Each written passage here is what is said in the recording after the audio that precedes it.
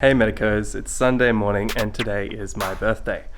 So I thought I'd just put together a quick little reflective piece. So for me, when it's my birthday, I usually think about what I'm doing with my life and I get pretty existential.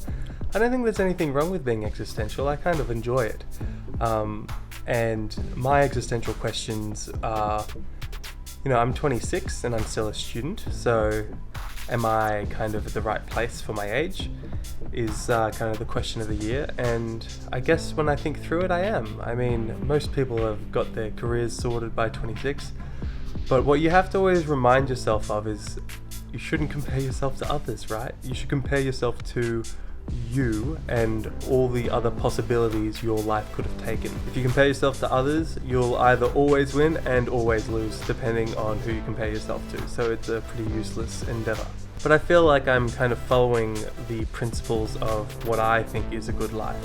There's three main things that have research to back. And when I say research, I mean I've talked to my philosophy friends and they've told me what they've studied in their philosophy classes. And there's essentially, it boils down to three things. The first and foremost is relationships.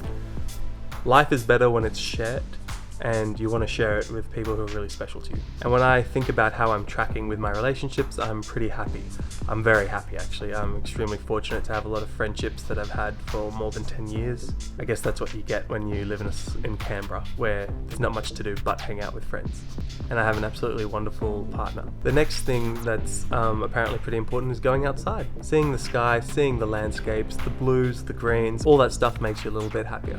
And I think maybe I'm a bit deficient in that this year. I think I could probably go for a couple more hikes. So I might go for a hike next week, but definitely on the break before I start my internship next year, I'm going to go for a big kind of 8-day hike in Tasmania, which maybe I'll film. So that's the outdoor stuff. The next thing is a bit of money. The good life, it's hard to be super happy on not much money, and I think that that'll be fine in the future. Right now I kind of depend on my parents and the government, so thank you for paying your taxes. Thank you Centrelink. Thanks Centrelink for sponsoring this video. Literally. But the final thing that isn't exactly research based, all the philosophy students didn't mention, but I really like, is funky projects. So I've been involved in a lot of startups. I did one called Medico, which actually went pretty well. It was my first one, and I was with Medico for a couple of years. Founded that in 2015, but while I was with them, we never got a sale of our product. I'll talk about these startups in another video one day. I did another one with a droperidol pen to be able to anesthetize people really quickly.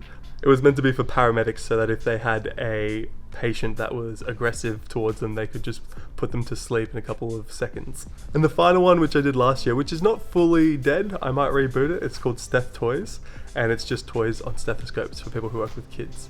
Let me know if you want one. I have heaps of them lying around that I need to sell.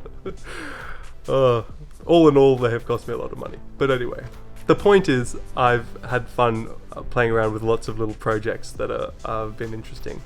And I consider YouTube this year's project. I think I will be doing YouTube long term though. I really enjoy it. And I've been having lots of old friends who I haven't spoken with for years reach out, and we've been talking about these videos and things that I've said. And these videos are pretty unscripted, and sometimes I'll say silly things or things that are...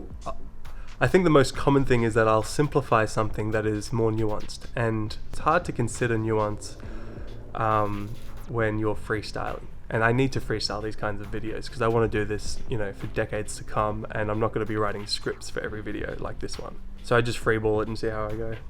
So those are the four things that I consider really important to what people call the good life. And when you're feeling existential and you're thinking about what to do with your life, I think it's just, does it follow those four things? So those are my kind of four things to what is a good life. I'd love to hear what you guys think when you're existential and what a good life means for you.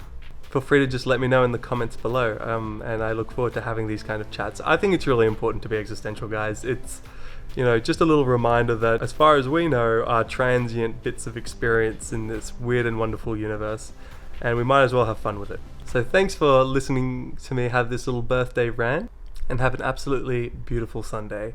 I'll see you in the next video. Like and subscribe!